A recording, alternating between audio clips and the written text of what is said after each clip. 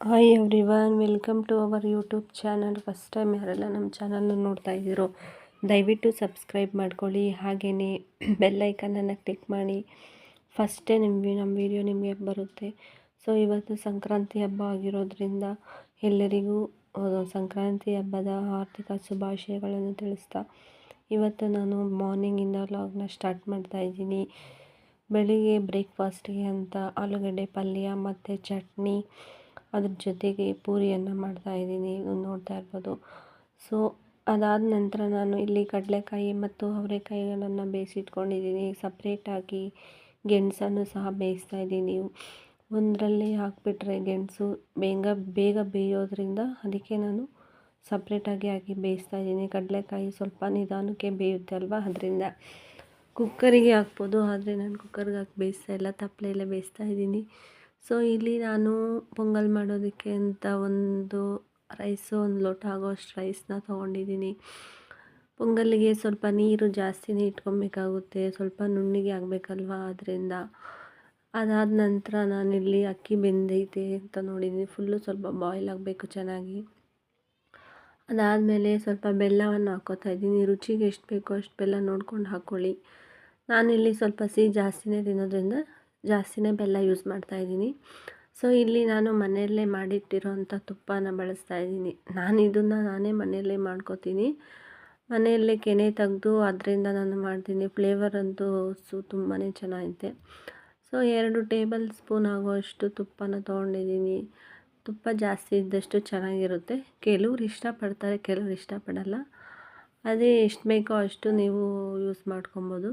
So ಇಲ್ಲಿ ದ್ರಾಕ್ಷಿ ಗೋಡಂಬಿಗಳನ್ನು ತುಪ್ಪದಲ್ಲಿ ಚೆನ್ನಾಗಿ ಹುರಿತಾ ಇದ್ದೀನಿ. ಫ್ಲೇವರ್ ಎಲ್ಲ ಚೆನ್ನಾಗಿ ಬಿಡುತ್ತೆ.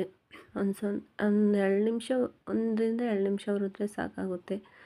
ಹುರಿದು ಇದಾದ ನಂತರ ಸ್ವಲ್ಪ ಕಾಯಿ ತುರಿ ತೊಗೊಂಡಿದ್ದೀನಿ. ಪೊಂಗಲ್ಲಿಗೆ ಸ್ವಲ್ಪ ಟೇಸ್ಟ್ ಹೆಚ್ಚು ಮಾಡುತ್ತೆ, ಇನ್ನಷ್ಟು ರುಚಿಯಾಗಿರುತ್ತೆ ಪೊಂಗಲ್ಲು.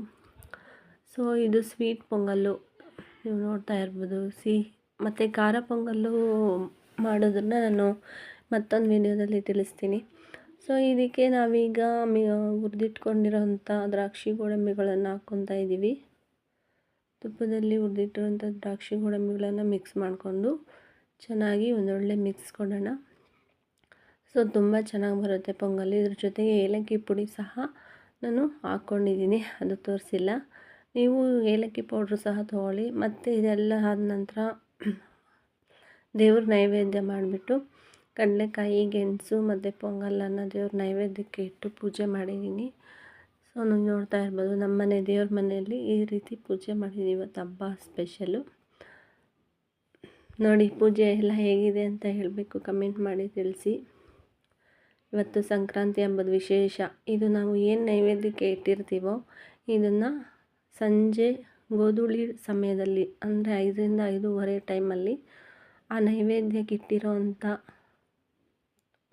ನೈವೇದ್ಯನ ತಗೊಂಡು ನಾವು ಹಸುಗೆ ಕೊಟ್ಟು ಪೂಜೆ ಮಾಡ್ಕೊಂಬಂದರೆ ಈ ಹಬ್ಬ ಮುಕ್ತಾಯವಾಗುತ್ತೆ. ಇದು ನಮ್ಮ ಪದ್ಧತಿ. ಆವತ್ತಿಂದನೂ ಅದೇ ರೀತಿ ಮಾಡ್ಕೊಂಬರ್ತಾಯಿದ್ದೀವಿ. ಸೊ ಫೈನಲ್ಲಾಗಿ ನಾನಿವತ್ತು ಯಾವ ಥರ ರೆಡಿಯಾಗಿದ್ದೀನಿ ನೋಡಿ, ಸಿಂಪಲಾಗಿ ರೆಡಿಯಾಗಿದ್ದೀನಿ. ಮನೇಲಿ ಕೆಲಸ ಅದು ಇದು ಅಂತ ಬ್ಯುಸಿ ಇರೋದ್ರಿಂದ ಎಲ್ಲೂ ಹೋಗಿಲ್ಲ. ಮನೆಯಲ್ಲೇ ಪೂಜೆ ಮಾಡಿ ಹಬ್ಬದ ಅಡುಗೆ ಮಾಡಿ ಇರೋದ್ರಿಂದ ಸಿಂಪಲಾಗಿ ರೆಡಿಯಾಗಿದ್ದೀನಿ. ನೋಡ್ತಾ ಇರ್ಬೋದು ನೈವೇದ್ಯನ. ಫೈನಲಾಗಿ ನಮ್ಮ ಮನೆ ಊಟ. Thank you, bye.